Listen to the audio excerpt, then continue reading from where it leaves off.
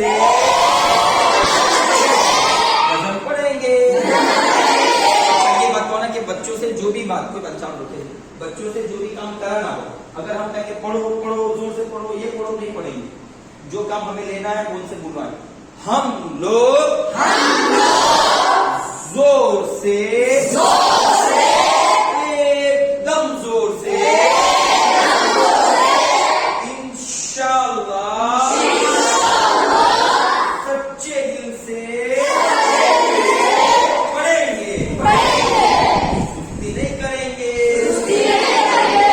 इधर नहीं देखेंगे, इधर उधर नहीं देखेंगे, पंखे को नहीं देखेंगे, खिड़की को नहीं देखेंगे, बाजू वाले को नहीं देखेंगे। क्या करेंगे? हलवा पूरी खाएंगे। बोलो ना भाई, क्या करेंगे?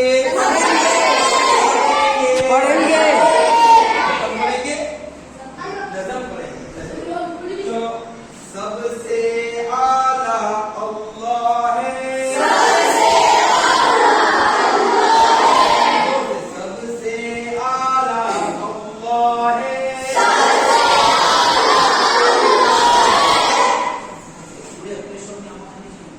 सबसे आला अल्लाह है,